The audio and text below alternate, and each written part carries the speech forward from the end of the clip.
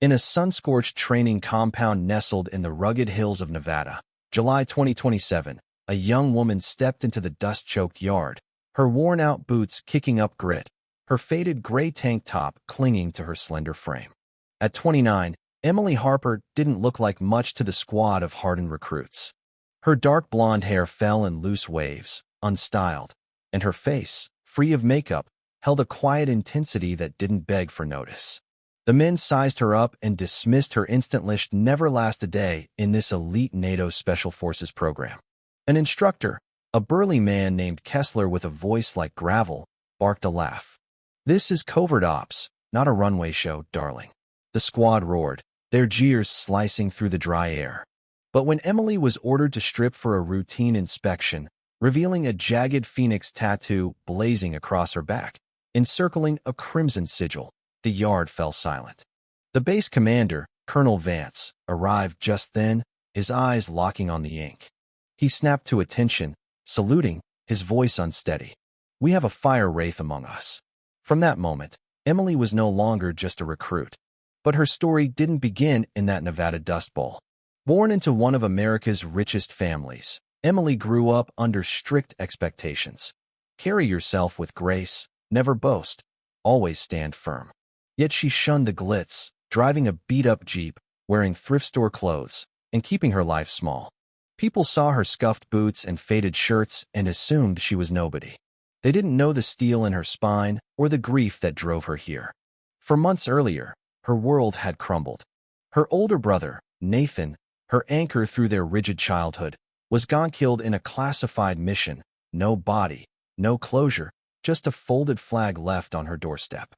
She'd sat on her apartment floor, clutching it, the silence louder than any scream. Nathan had always raved about the NATO program, calling it the ultimate crucible. Emily vowed to join it, to carry his fire. The camp was a brutal sprawl of sand and steel, the July heat relentless. Emily arrived with a tattered duffel and a heart heavy with loss. The all-male squad clocked her immediately, not because she stood out, but because she didn't. Her tank top hung loose, her cargo pants frayed, her boots thin. She didn't speak or smile, which made her a target. Whispers followed her. "She'll quit by lunch. What's she even doing here?" Kessler, the head instructor, loved breaking recruits. Spotting Emily, he boomed, "Did you get lost on your way to a yoga retreat, sweetheart?" The squad howled. A wiry recruit, Lucas, tossed an empty water bottle her way, grinning. "Catch, princess." It spun toward her, glinting in the sun. The men waited for her to fumble, to prove she was weak.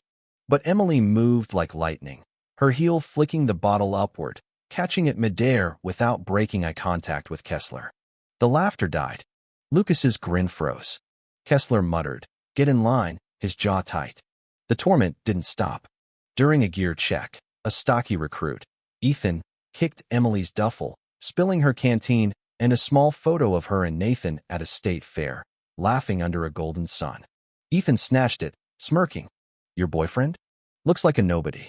The squad laughed, but Emily's hand froze. She took the photo, her voice low. "Don't touch my stuff." Ethan backed off, but the sting lingered. Training was merciless sprints through choking dust, push-ups until collapse, obstacle courses that left bruises. The instructors pushed Emily hardest, waiting for her to break. She didn't. She matched every step, her breath steady, her eyes forward. But the taunts followed. "Go home, princess. You're slowing us down." One evening, during a navigation drill, Emily was paired with Caleb, a quiet recruit struggling with his compass. Without a word, she adjusted it, pointed to a distant ridge, and led them to the checkpoint first. Caleb stared, muttering, "Where'd you learn that?" She didn't answer, just handed him the compass and sat, eyes on the horizon. The squad noticed, but said nothing. The cruelty peaked during a survival drill in a rocky canyon. Paired with Ethan and a sneering recruit, Owen, Emily was left to fend for herself. Owen snatched her knife, tossing it into the rocks. "Fetch, princess," he taunted, as Ethan scattered her shelter branches. The squad laughed, some recording on their phones. Emily retrieved her knife, rebuilt her shelter, her hands steady despite the rage in her chest. The physical assessment loomed a brutal test of strength and endurance.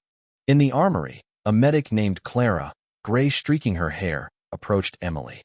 "Heard about the canyon," she said, handing her a senior cadet's med kit. "Most would have quit. You didn't." Emily took it, her eyes meeting Clara's briefly. "Thanks," she whispered.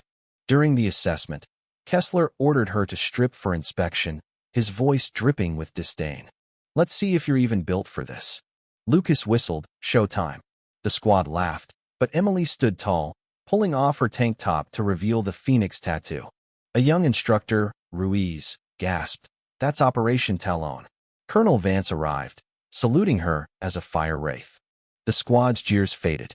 The next day, during combat drills, Marcus, a former Marine and top recruit, challenged her.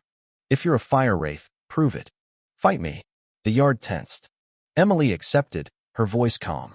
Marcus charged, all muscle and ego. In 3 seconds, he was unconscious, floored by a move too fast to follow. The squad gaped. Vance nodded and walked away. But the bullying persisted. In a mock interrogation, Ethan and Owen tied Emily's wrists too tight, taunting her to cry. She stood silent, her wrists raw, her eyes defiant. Later, an intelligence officer, Patel, uncovered her file. Emily Harper, former Fire Wraith commander, had led a solo mission in Yemen at 24, saving a NATO unit, including Vance's daughter, Lily. The truth spread like wildfire. At the final review, Owen mocked Emily publicly, projecting a photo of her struggling in the canyon. The squad laughed, cruel and relentless. But Vance called the base to order, pinning a medal on Emily. "She's no trainee. She's a legend." The base saluted, even Kessler, grudgingly. As Emily left, a logistics officer showed Vance old footage of her saving Lily, moving like a ghost through a war-torn village. Vance saluted again, alone. The fallout was swift. Kessler was reassigned. Owen's elite unit application was denied. Marcus faced a warning, and Lucas lost a sponsorship. Emily packed her duffel and walked out, the sun setting behind her. She'd come for Nathan, to honor him. Her fingers brushed the medal and a patch Clara had given her. It wasn't about glory, it was about being the person Nathan always saw. What do you think? Did Emily's silence make her stronger, or should she have fought back sooner? Was the squad's cruelty justified, or were they just scared of her strength? Would you have saluted her, or questioned her legend? Drop your thoughts below, hit that like button, and subscribe for more stories of grit and redemption.